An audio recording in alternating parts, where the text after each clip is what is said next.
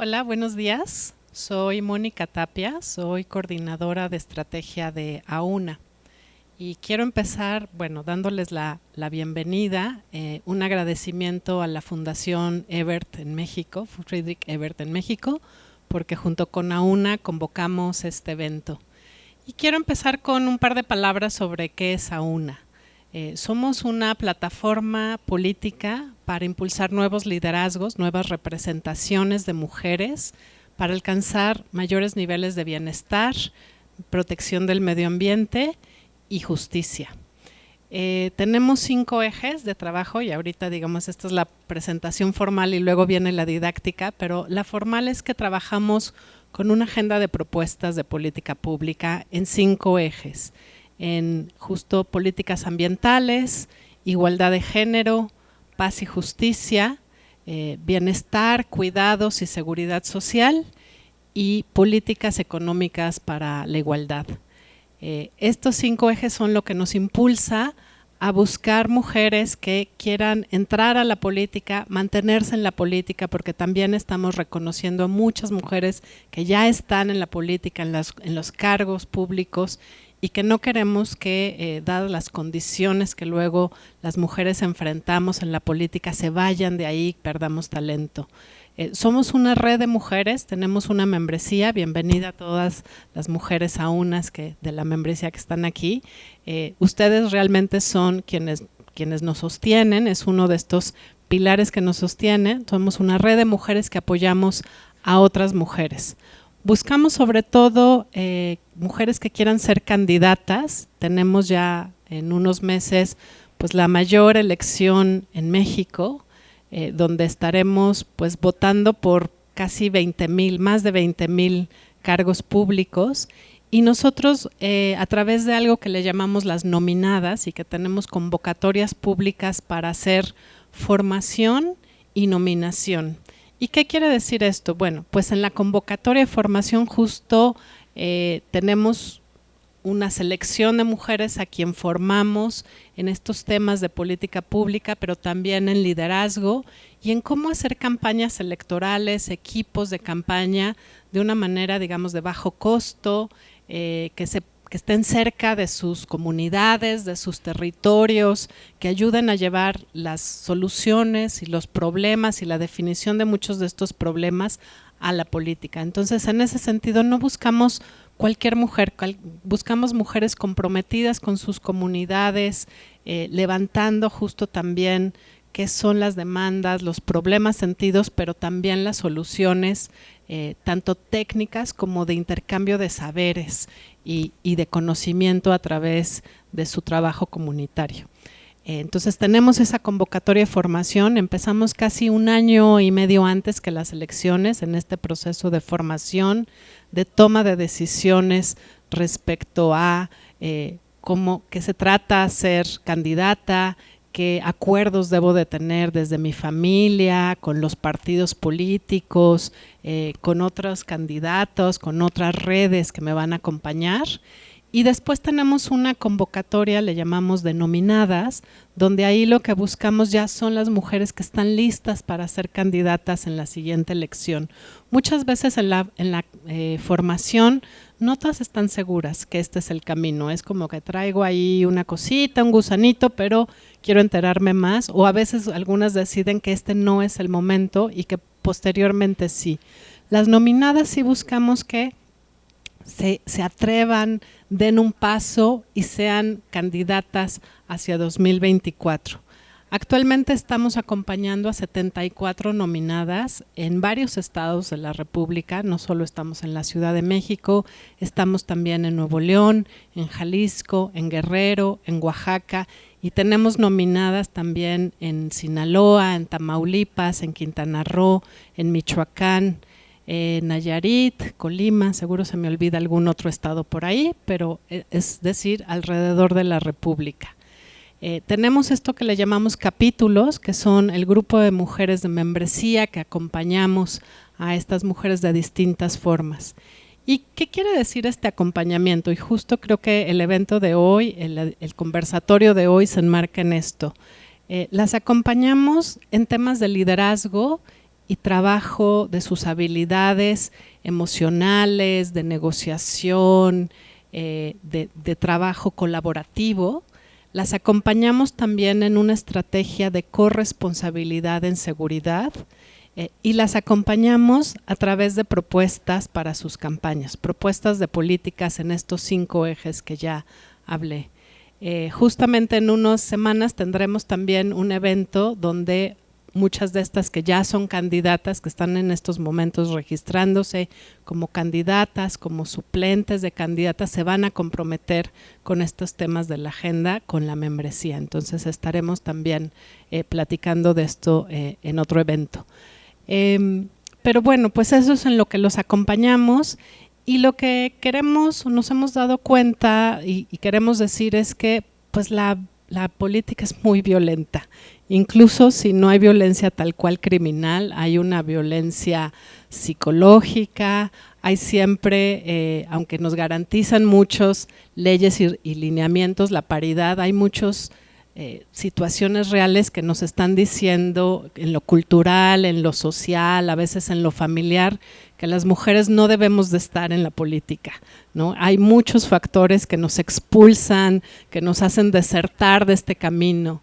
Entonces, desde esos momentos que es importante distinguirlos y trabajarlos, y por eso estos temas de liderazgo y de contención emocional trabajan mucho esto. También queremos decir que la violencia está presente también en lo económico, obviamente en lo físico, en lo criminal, que hablaremos un poco más de esto. Y finalmente la violencia también está pues en lo institucional, ¿no? Las instituciones muchas veces son sumamente violentas para los cuidados, entonces las mujeres que tenemos que cuidar, tener vida familiar y al mismo tiempo trabajar, los horarios no son flexibles, ninguna regla es amigable con este balance entre cuidados, bienestar, autocuidados y el trabajo en la función pública. Entonces, ¿cómo también trabajamos esos temas? Y cómo se ha creado y reconocer en ese sentido pues un andamiaje institucional de legislación, de lineamientos, de sentencias, pero que a veces no es suficiente. Y otro tema que también queremos, hoy no lo abordaremos del todo, pero que es la violencia digital y mediática.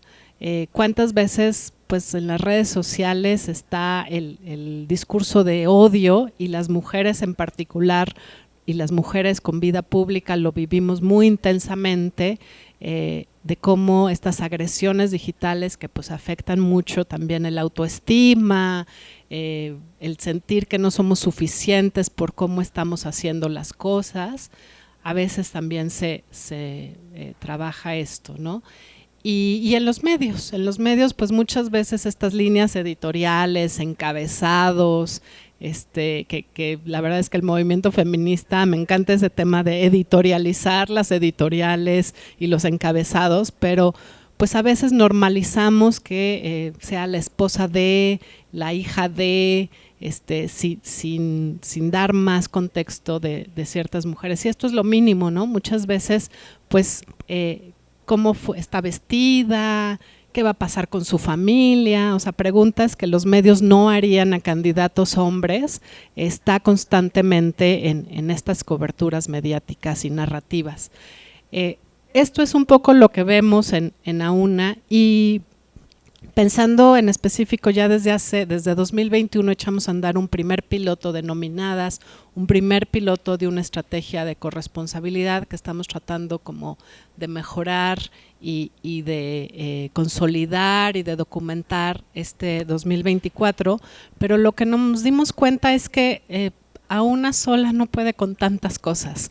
AUNA pues podía acompañar ciertos asuntos, pero necesitábamos realmente crear un ecosistema más amplio, más articulado para que alguien viera lo narrativo y lo mediático, alguien viera y justo creamos una red de coaches acreditados que ayudaran más en la estos temas de desarrollo de habilidades de liderazgo, contención emocional, negociación, y pues muchas gracias a esta red de coaching que está aquí acompañando a nuestras nominadas. Y fuimos también creando y acercándonos con las propias instituciones que están encargadas pues dar respuesta a muchas de estas violencias.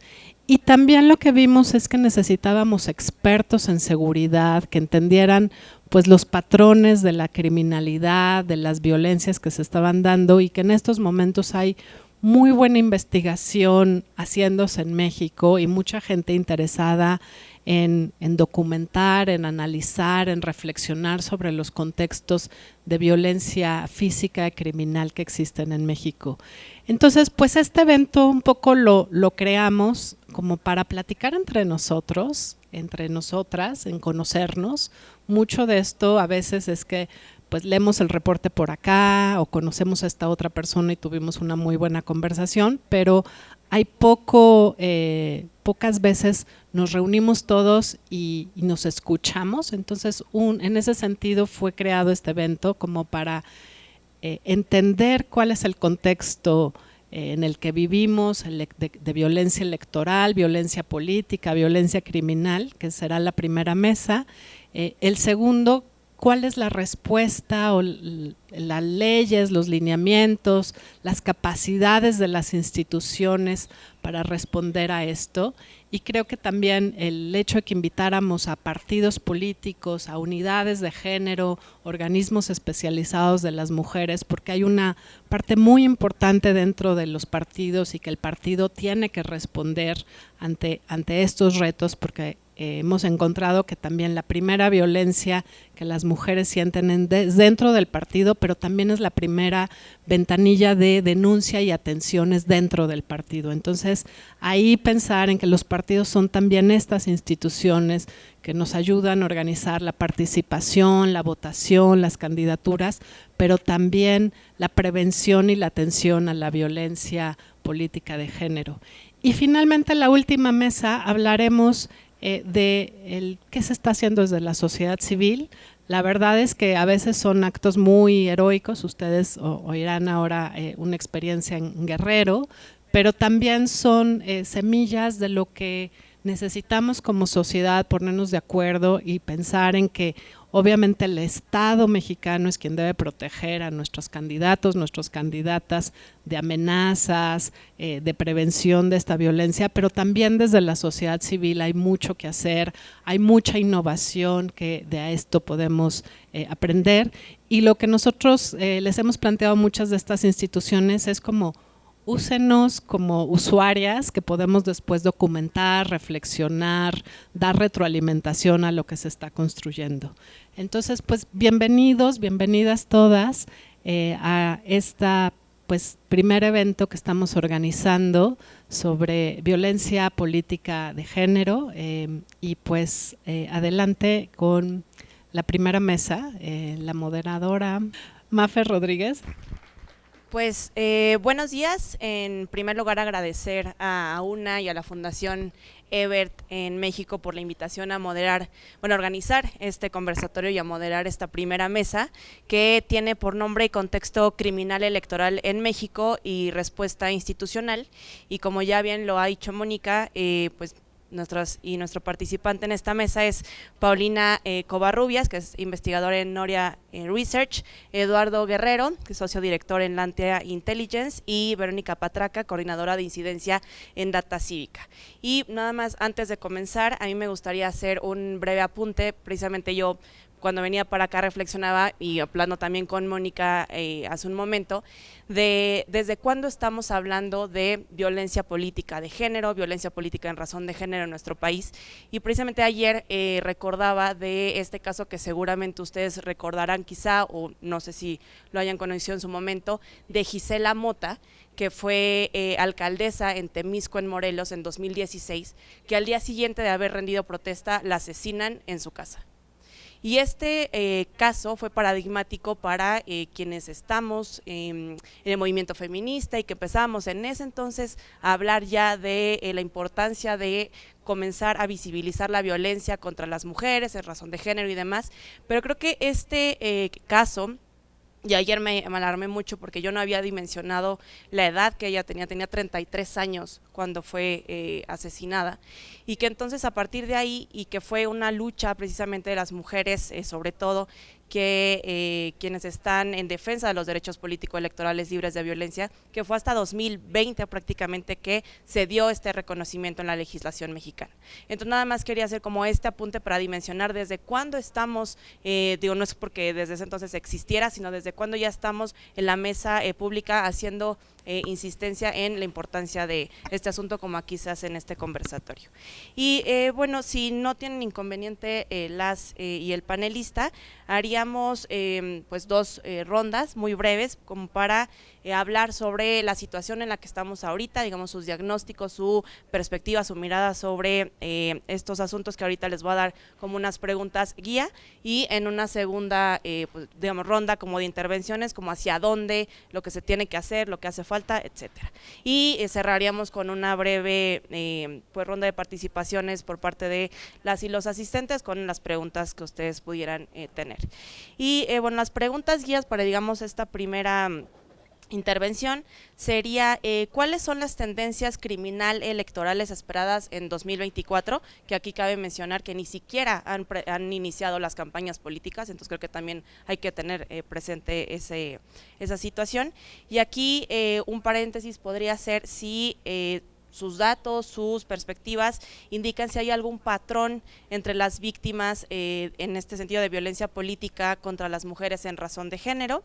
Otra de las preguntas guía sería ¿cuáles son los diferentes actores que facilitan o obstaculizan los procesos electorales mexicanos? Y aquí también incluir, por ejemplo, qué papel juega a la iglesia, que ahorita está como mucho en boga por lo que ha acontecido, también el crimen organizado u otros actores durante estas elecciones en México. Y en el caso de nuestro país, si ustedes consideran que los esfuerzos institucionales previenen de manera efectiva la violencia política y la violencia política contra las mujeres. Entonces, si gustan, pues podemos iniciar como estamos acá. Claro, gracias. Hola, buenos días, muchas gracias. Gracias a UNA por invitarnos a Noria. Creemos que este tipo de eventos en donde podemos articular a la sociedad civil organizada, a los partidos, a las candidatas, son como muy importantes justo para ir teniendo estas conversaciones y pues también no dejar del todo el tema para el periodo electoral, ¿no? Ya decía Mafer que todavía no empezamos las campañas, pero en general pues sabemos que este periodo electoral va a ser probablemente el más violento hasta ahora hemos registrado. Y pues también, bueno, ya nos compartirán aquí más datos de Data Cívica y de Lantia, pero les voy a contar un poquito de nuestra perspectiva desde Noria. Justo creemos que cada año, cada periodo electoral se bate un nuevo récord, ¿no? Entonces, ahorita ya nos decía Mónica, hay más de 20,000 cargos de elección popular en junio, de los cuales la mitad de quienes aspiran a ocuparlos son mujeres, y pues ante este panorama creemos que es importante pues reconocer que las mujeres que participan en la violencia se enfrentan, que participan, perdón, en el periodo electoral, en las campañas, se enfrentan a dos retos principales, ¿no? En primer lugar, pues lidiar con la violencia política que de por sí ya va junto con pegado con el periodo electoral y que condiciona las elecciones en el país por que hay más capacidades violentas propias de la impunidad, hay una reconfiguración de las dinámicas criminales, porque hay un creciente mercado de armas que no está regulado, y pues tampoco encontramos que hayan costos ni políticos ni penales, ¿no? Entonces, en primer lugar, como candidatas y candidatos, pues es enfrentar la violencia política electoral. Y luego, por otro lado, pues está el navegar, resistir, adaptarse, sobrevivir en este espacio, en este campo político que también ya mencionaban antes, que es pues un campo muy violento, ¿no? Patriarcal y violento, dictaminado por este mandato de género. Entonces, en ese sentido, creo que igual aprovechando que somos la mesa de arranque de este conversatorio, creo que igual vale la pena sentar como sobre la mesa estos dos puntos, ¿no? Primero, que el campo político es un espacio patriarcal violento, en donde la violencia de política sabemos que tiene como este elemento central de género, porque parte de sus expresiones ocurren a partir de y reproducen estas relaciones de poder desiguales entre hombres y mujeres, y toca aprender a jugar el juego, ¿no? Aprender a aguantarse o a ponerse en un papel de hipermasculinización, en este masculino imperfecto, ¿no? Quien es la más ruda es quien puede participar de este espacio. Entonces, en ese sentido, creo que es importante pues reconocer que las acciones desde las instituciones y también desde los partidos que se deben tomar, no solo deben considerar el mandato de género y las violencias que se ejercen contra las mujeres, sino considerando que en general el campo político pues también tiene, para jugar en este campo hay que aprender a hacer el saber, bueno, saber hacer violento, ¿no? Y bueno, en este sentido, igual las víctimas usuales pues son las mujeres en el campo político, pero también otras personas que transgreden los mandatos de género, ¿no? Personas no binarias con identidades y expresiones de género pues propias de las disidencias, las mujeres trans que transgreden ahí como un triple mandato, ¿no? Que son más vulneradas dentro y fuera del contexto político. Y entonces, de manera más general, pues este mandato también condiciona pues la cotidianidad de lo político en los sistemas de partidos, en el periodo electoral, pero también ya que se ocupan los cargos de elección popular. Y hablando sobre las tendencias criminales, también nos parece importante aquí señalar esto también que ya mencionaban brevemente al principio en la presentación, sobre las tensiones intra e interpartidistas, que son las que están más registradas, ¿no? Por ejemplo, en el Registro Nacional de Personas Sancionadas en materia de violencia política contra las mujeres del INE, el 66% de las personas sancionadas tienen algún vínculo con partidos políticos, y el 88% de este 66 muestra que la persona agresora, la relación entre la persona agresora y la agredida era una relación de jerarquía o subordinación, o eran pares en el mismo partido, ¿no? Entonces, por ahí, pues un dato que también, bueno, sabemos que de por sí los datos disponibles del INE son escuetos, estos son apenas, desde que, como comentaba Mafer, se tipificó el delito en el 2020, empezamos a recuperar esta información, pero pues sí pueden como pintar un poco el panorama de la urgencia y de dónde podemos empezar, ¿no? Si ubicamos que la violencia se da más en las tensiones intra e interpartidistas, pues justo promover que también sea dentro de los partidos de donde se empiecen a generar las propuestas, ¿no?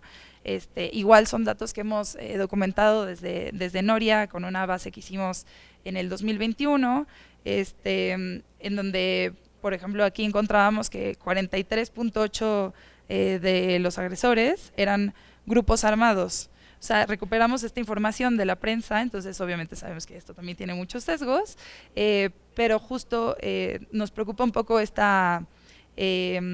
pues sí, como la falta de precisión de la categoría, ¿no? Puede ser grupos armados de organizaciones criminales, grupos armados 2 o 3 personas que se reunieron y tenían una pistola, o puede ser también el correligionario de partido, ¿no? Entonces aquí tenemos como categorías que pues prenden las alertas, y que también, sobre todo considerando como lo que nos decía Mafer, de pensar en el momento actual, pues justo necesitamos muchos más datos, necesitamos medir y documentar mucho mejor, porque tenemos apenas como estas ideas más o menos de dónde podemos fijarnos, ¿no? Entonces sí, pues la idea de considerar que las políticas públicas de acciones afirmativas y de paridad han sido como un avance muy importante y sientan muy bien el caminito a seguir, pero justo necesitamos pues políticas que también sean género transformativas, que reconozcan el campo político como un campo inherentemente violento, y pues reconocer que hay otras tensiones político-criminales que estructuran las agresiones contra el personal político y especialmente contra las mujeres, más allá de esta respuesta que pues consideramos a veces llega a ser simplista, ¿no? De fue el narco. Entonces, ¿qué más, no? Hay más actores, hay más tensiones que también pueden ser prevenidas y distendidas desde estos momentos. Y pues bueno, ahorita platicaremos de lo que se nos ocurre más a futuro, pero bueno, por ahí va en nuestra posición al respecto y lo que creemos que deberemos estar conversando entre nosotros, entre este pues, grupo de personas que estamos interesadas en atender esto desde, y no tanto en reaccionar, ¿no? Desde ahora, que es un buen momento para ir sentando como la conversación sobre la mesa. Entonces ya, te paso el micrófono. Muchas gracias. Buenos días. Yo quiero platicarles de un proyecto que tenemos en Data Cívica que se llama Votar entre Balas. Este proyecto es un monitoreo sobre la violencia criminal electoral que llevamos haciendo desde el 2018 hasta la fecha. En un principio pensábamos solamente monitorear a través de manera automática y sistematizada notas en relación a este tema. Y bueno, pensábamos hacerlo únicamente en periodo de elecciones, pero nos dimos cuenta que fuera del periodo de elecciones, pues la violencia criminal permanecía, entonces digamos el análisis es continuo desde hace más de 6 años. Nosotros dentro del proyecto de Votar entre Balas consideramos esta violencia como un acto organizado o amenaza por parte de organizaciones criminales. Nosotros sí nos enfocamos a las organizaciones, a los grupos delictivos y criminales. Y bueno, esto con el fin de intimidar o dañar físicamente, amedrentar, eliminar a cualquier actor político, y también dentro de estos actores políticos consideramos a una gran variedad que ahora les cuento un poco. Lo que hemos detectado o a través de este monitoreo que llevamos haciendo desde hace ya más de 6 años, tenemos un registro de más de 1.608 ataques, asesinatos, atentados, amenazas contra personas. Más o menos es un promedio mensual de 22 incidentes, esto es hasta el 2023, pero en lo que va de este año van 41 ataques. ¿Esto qué significa? Pues que este año la tendencia es que es el año más violento por razones que también ya explicaron. Es un periodo donde se están disputando más de 20,000 cargos, hay 50,000 candidatos, candidatas, contendiendo. Entonces, bueno, es evidente que es por eso, pero bueno, también ya hay todo un historial, ¿no? Dentro de estos hallazgos del proyecto de Votar entre Balas, los eventos más comunes que detectamos a través de este monitoreo de medios son los asesinatos, con 941 registros, después los ataques armados y en tercer lugar los secuestros.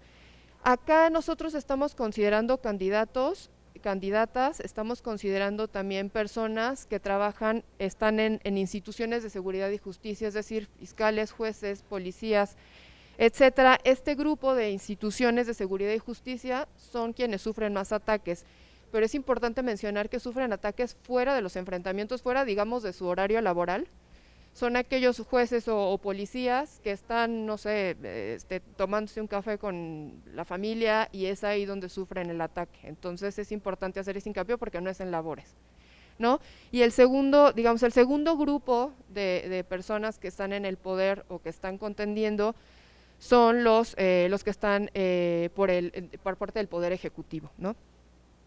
También encontramos en este monitoreo que el 77% de las víctimas ocuparon o contendieron por cargos a nivel municipal. Esto es muy importante porque la violencia criminal electoral se enfoca en lo local y en lo municipal, no tanto en lo federal. Y bueno, hemos estado viendo que muchas de las soluciones que se ofrecen de protección y seguridad están enfocadas en lo federal, ¿no? Entonces acá pues vemos obviamente que hay una falencia por parte de las instituciones para poder proteger a estas personas que están en lo local. Otra de las cosas que vale la pena mencionar es que la mayoría de los ataques que fueron contra policías municipales. Un caso que destaca es el caso de Zacatecas. Es un estado donde el 16% de todo el total nacional lo están sufriendo la policía, es decir, es el estado más peligroso para los cuerpos policíacos. Bueno, otra cosa que detectamos también en este análisis es que además de los ataques a candidatos, también se registran ataques contra instalaciones, sedes del gobierno, ayuntamientos, comandancias, bueno, todo este tipo de instalaciones.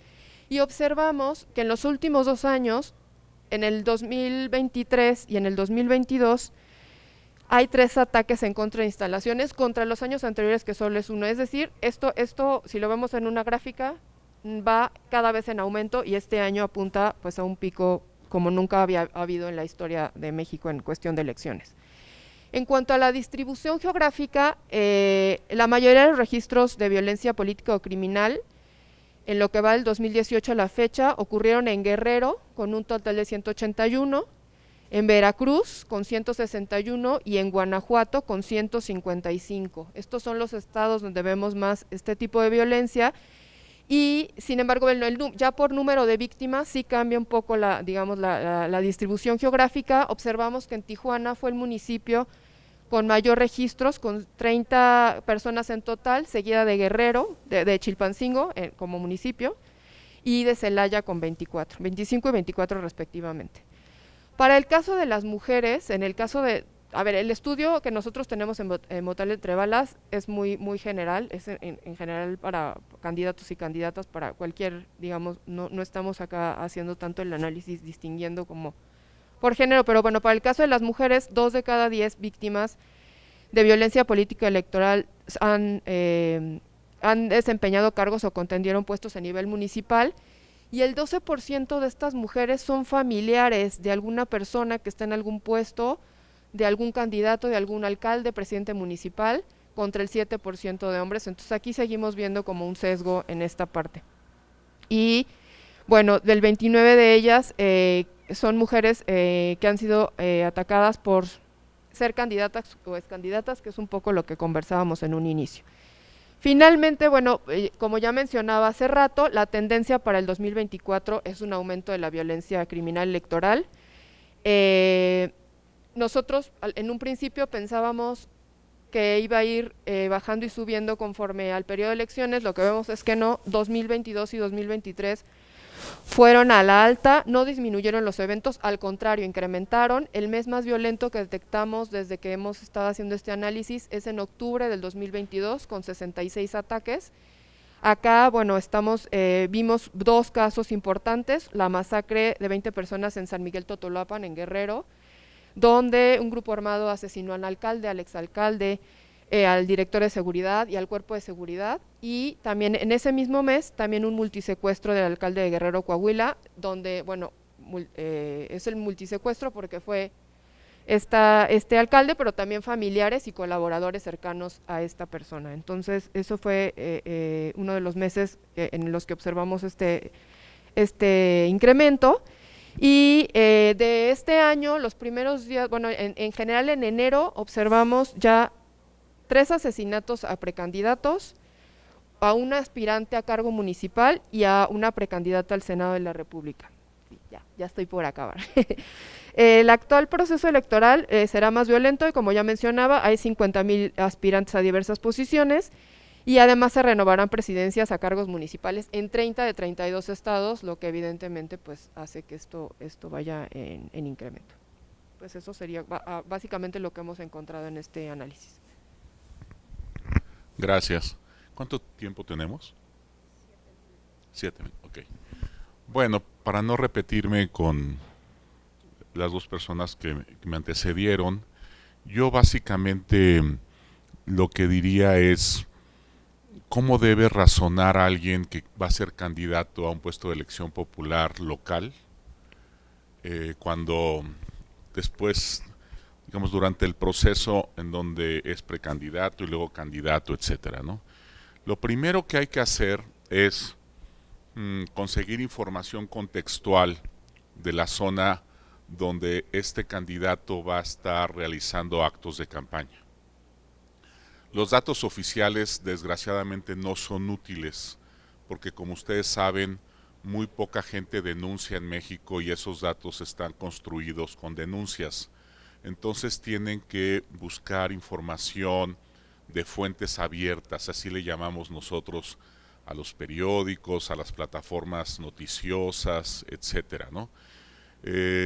Con mucho gusto, Lantia es una empresa que yo dirijo desde hace 15 años y nos hemos dedicado todos estos años a recolectar información sobre muchos tipos de eventos, ¿no? Los de violencia político-electoral, pero también ejecuciones, ataques a instalaciones públicas y privadas, linchamientos, rafagueos a fachadas de negocios, incendios provocados, obviamente los ataques a los policías, y también eventos de conflictividad social, ¿no? Que tienen que ver con marchas, mítines, toma de instalaciones, los que vienen de conflictos políticos, ¿no? Ahora, los candidatos y candidatas tienen que utilizar el sentido común. ¿Estoy en un lugar peligroso? Este municipio en el que yo voy a contender está, digamos, en el tercio superior del ranking de homicidios y de eventos criminales de alto impacto. Ha habido ataques antes, en los últimos años, algún candidato a puesto de elección popular en el municipio en el que yo voy a contender o en el distrito. Yo pongo a su servicio las bases de datos de Lantia para quienes me manden un WhatsApp con su nombre, diciéndome que necesitan información, y encantados de mandarles una ficha sobre su municipio o su distrito con es básicamente un índice con distintos indicadores que marca el grado de riesgo que va a tener la persona que va a contender, ¿no? Y tiene un grado de predictibilidad muy alto, de casi el 90%. Entonces nosotros ya hicimos esa chamba porque el INE nos contrató el año pasado para que hiciéramos un índice de riesgo a nivel distrital. Entonces, desgraciadamente, la nueva dirigencia del INE ya no nos volvió a contratar este año para que continuáramos con ese esfuerzo, pero seguimos construyendo todas esas bases de datos con las que construimos los indicadores al INE y podemos con mucho gusto darles a ustedes la información a quien va a contender, ¿no? Entonces ahí pongo yo en la mesa esta información que de manera muy rápida y gratuita les podemos proveer una vez que nos manden el mensaje en WhatsApp, ¿no? A mí, ¿no? Mónica Tapia puede darles ese dato en mi teléfono. También pueden mandar un correo electrónico a contacto@lantiaintelligence.com y yo recibo esos correos electrónicos para la información que requieran. Me tienen que especificar, por favor, el distrito, el municipio y el puesto por el que van a contender, ¿no? Porque los cargos que no son exactamente ejecutivos tienen menos riesgo que los otros, que son más como de carácter legislativo. ¿Por qué atacan a los candidatos? Porque los criminales se han dado cuenta de que cuando tienen poder político, la extracción de rentas por extorsión es mucho más eficiente, ¿no? Si tú tienes control territorial y además tienes la autoridad política de tu lado, se eleva mucho la facilidad con la que puedes extraer estas rentas periódicas por extorsión, o puedes conseguir también que las autoridades sean omisas en cumplir con sus obligaciones de vigilancia. Si tú quieres tener un giro negro en la zona de prostitución, de venta de drogas, etcétera, la pasividad u omisión de las autoridades también favorece tus negocios. Y es el tipo de cosas que ellos quieren que realicen, ya sea los candidatos que fueron doblados, digamos, por la delincuencia, por amenazas, intimidación, hostigamiento, o pues los criminales que son de su equipo y que ya fueron postulados y ganaron una elección y que trabajan para la organización criminal, ¿no? Entonces, por eso es que están tan interesados en el poder político. Eso no sucedía antes. La única organización criminal a la que le interesaba la política era la familia michoacana en 2006, básicamente. Pero después esto empezó a generalizarse y ahorita pues prácticamente todos los grupos, los cárteles y las mafias regionales están muy interesadas, ¿no? Hay en el centro del país una organización que muy enfocada a ataques político-electorales que se llama la Nueva Familia Michoacana, y es una organización que ha crecido mucho y que es una amenaza en el Estado de México, en Guerrero, en Morelos. Los estilos, digamos, de agreder a los candidatos son distintos. A veces les avisan, que no los amenazan, les anticipan el ataque y a veces son muy sorpresivos, ¿no? Entonces no se confíen. Si están en un lugar peligroso y no los han amenazado, no es porque no les vaya a pasar nada, sino porque quizás sea un ataque sorpresa, ¿no? Esto depende, digamos, del perfil de la organización, de la zona, etcétera, ¿no? Es muy importante que ustedes en sus discursos de campaña, si son candidatos, no aludan directamente a ningún grupo criminal por su nombre, ni tampoco mencionen el nombre de ningún jefe criminal de la zona. No quieran ser demasiado valientes como diciendo, pues esas amenazas que me llegaron de los Zetas vieja escuela, no me van a intimidar. Eso es el peor error que pueden cometer, porque entonces ya se ponen justamente como blanco prioritario del grupo criminal si lo aluden por nombre o alguno de sus jefes, ¿no? Entonces, eso nunca lo hagan.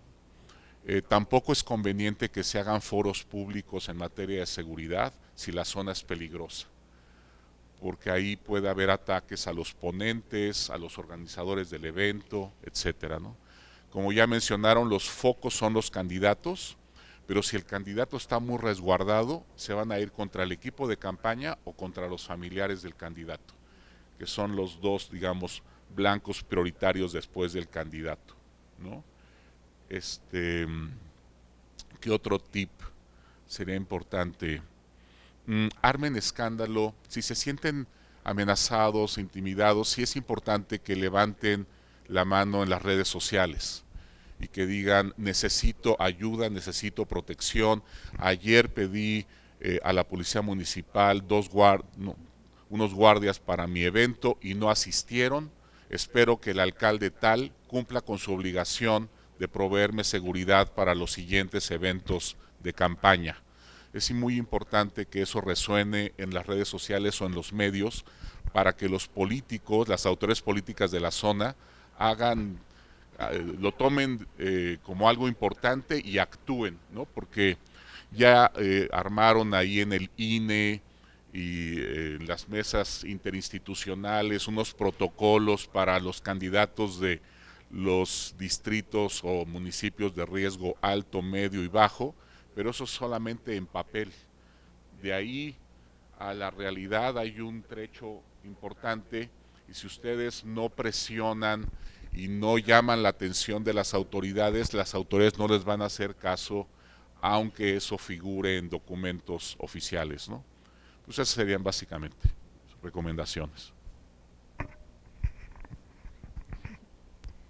Muchas gracias.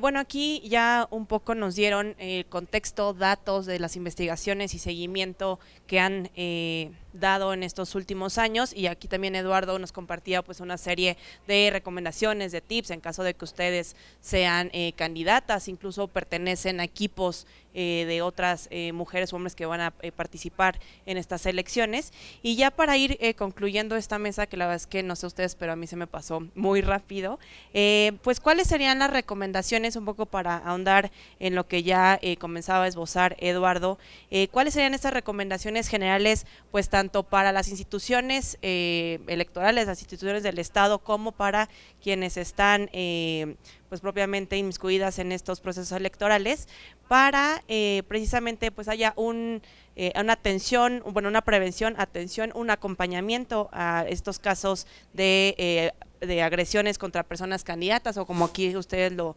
mencionaban, incluso familiares o personas que colaboran con ellas, y pues también de cómo se puede estas recomendaciones para el cese de la violencia criminal electoral y pues este acompañamiento efectivo en materia de seguridad. Y pues abriríamos también después de estas rondas muy breves, por favor, pues alguna serie de preguntas para que también las vayan ahí pues pensando. Gracias. Pues como ya adelantaba hace ratito, creemos que también, o sea, pensando en general estas recomendaciones, necesitamos como siempre ir un paso adelante, ¿no? O sea, en estas políticas de paridad y las acciones afirmativas se da un pasito desde el movimiento feminista y otros dos para atrás, ¿no? Los partidos y el sistema siempre nos regresan, ¿no? Ganamos unos espacios y nos los vuelven pues nos ponen más obstáculos. Y ahora que tenemos pues ya la mitad de las aspirantes a cargos públicos, de elección pública, son mujeres, creemos que hay que dar un pasito adelante y buscar políticas género transformativas, ¿no? Pensar que en todos los sesgos que ya existen en los mecanismos de protección en materia de violencia política de género, que por ejemplo en primer lugar se limitan a contextos electorales.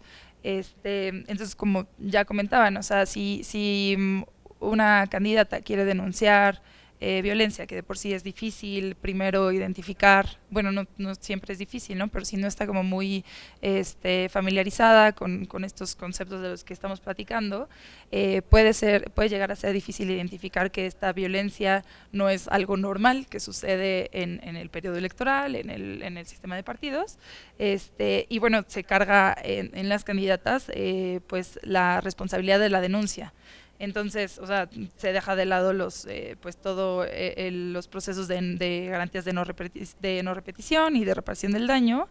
Y bueno, regresando a lo de que se limitan a contextos electorales, también suponiendo que alguien sufre violencia política y quiere denunciarla, pensando en que tal vez fue su correligionario de partido, día 3 de junio, si llegara a no ganar la elección, pues entonces ya no tiene ese mecanismo de protección, ¿no? Entonces pensemos también en que estos mecanismos deben de ver como el ciclo de la elección en un sentido como mucho más amplio, y no limitarnos a los contextos electorales. Entonces por ahí también facilitar los mecanismos de denuncia. Ya comentaban la importancia de que los partidos también se acerquen a las mujeres, no esperar que todo caiga en manos de la víctima. Me parece muy, muy importante lo que decían ya también de la vulneración de los municipios, ¿no? Esto sabemos que son los candidatos y las candidatas municipales, bueno, y en general en lo local, quienes sufren más violencias, y también además que el gobierno federal es el que está más equipado para proteger a sus candidatas, ¿no? Y a su candidato. Entonces, pero tenemos muchísimos miles de cargos de elección que se van a disputar ahorita, que son de los municipios, y pues en estos espacios no siempre llegan las mesas interinstitucionales, perdón, entre el INE y las autoridades de seguridad, ¿no? O sea, lo tenemos en las esferas más altas, pero ¿qué tanto llega esto a los municipios? Y a los municipios en las zonas urbanas, pero también en las rurales, en las periurbanas, qué tanto estamos comunicando sobre estos protocolos de atención en otros espacios. Entonces, bueno, por ahí sería como en lo inmediato podemos empezar a actuar por ahí. Y me parece como muy pertinentes las recomendaciones que ya nos compartían. Pero también creo que otra recomendación y más bien invitación para quienes hacemos investigación en estos temas, también tratar de buscar mejores datos y justo aprovechar que estas elecciones van a ser no aprovechar que van a ser violentas, sino aprovechar que van a ser muy, muy grandes para empezar a documentar mejor los casos y sobre todo fijándonos en los casos en lo local, ¿no? Y buscar como estrategias más hechas a medida, que sabemos que pues, el país es enorme, las regiones tienen como distintas características por las tensiones político-criminales, y entonces empezar a acercarnos más a lo local y buscar propuestas que se puedan hacer en lo inmediato. Gracias. Bueno, siguiendo también un poco con la idea, desde las organizaciones civiles y la academia necesitamos pues más y mejores datos para poder hacer análisis más profundos y poder plantear diferentes soluciones y alternativas. Necesitamos también transparencia y rendición de cuentas por parte, pues, por ejemplo, de la Secretaría de Seguridad y Protección.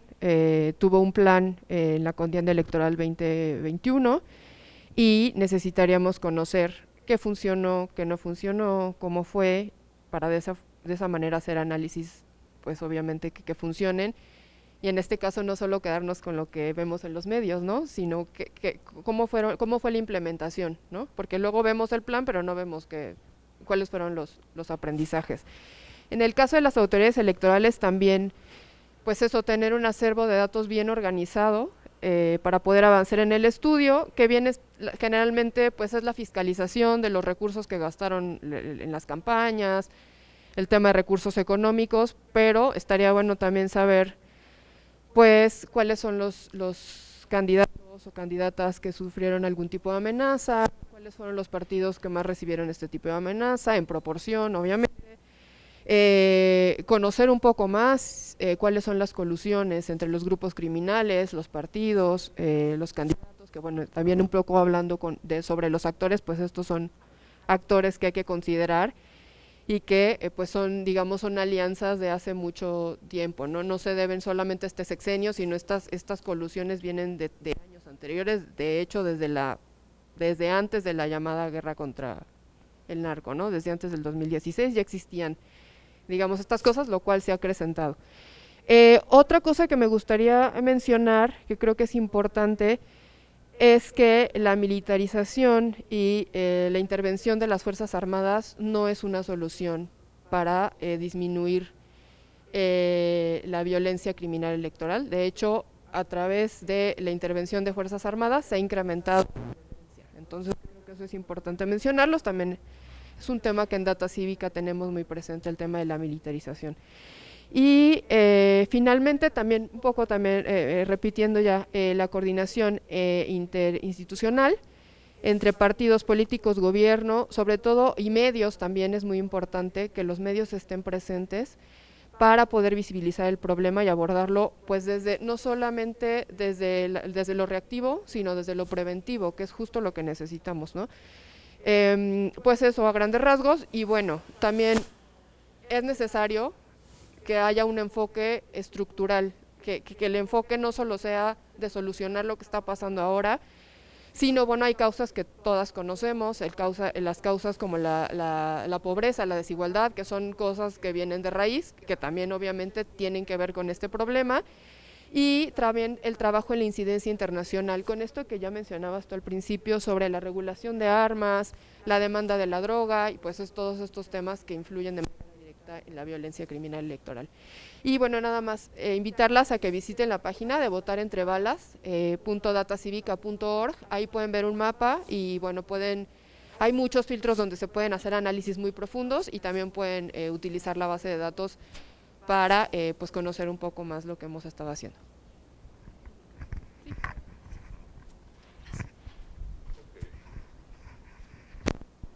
Ok, estaba pensando en dónde un grupo criminal puede sentirse más amenazado porque una candidata es mujer, ¿no? Es decir, una mujer naturalmente tenderá a poner en la mesa una agenda de reivindicaciones de las mujeres y de defensa de los derechos de las mujeres, y eso podría, por ejemplo, tener como consecuencia el combate a células de trata de personas, ¿no? Sobre todo en lugares como Ecatepec, como Ciudad Neza, como Puebla, como la ciudad de Guadalajara, tenemos récords históricos de mujeres desaparecidas. Esas mujeres que desaparecen son en su gran mayoría jóvenes, entre 14 y 20 años de edad, que las llevan a los mercados de trata de personas. Nosotros en Lantia tenemos muy bien estudiado el fenómeno y sabemos que se las llevan a los mercados de trata porque, bueno, en primer lugar su edad, pero porque todas comparten rasgos fisonómicos similares. Se trata de mujeres delgadas, de baja estatura, pelo largo, moreno claro, en fin, toda unas, digamos, un patrón fisonómico que es justamente el de las mujeres que trabajan en los mercados de trata, ¿no? Es decir, si ustedes van a ser candidatas en Puebla, en Tlaxcala, Neza, Ecatepec, Guadalajara y otras ciudades donde hay muchos centros de trata de personas y hay récords históricos de desapariciones de mujeres, porque de hecho la desaparición forzada es muy acentuada en mujeres jóvenes, pues sí creo que y van a proponer una agenda de este carácter cuando sean candidatas, sí tienen que redoblar sus cuidados en temas de protección de ustedes. O sea, si dicen, no, yo no me voy a amedrentar y yo voy a proponer esta agenda para ir contra los grupos de trata, pues está bien, háganlo, pero tomen mucha precaución y cuidado de su integridad física, porque sí pueden ser foco de ataques en lugares donde son muy poderosas las organizaciones dedicadas a trata, como en las ciudades que les acabo de mencionar, ¿no?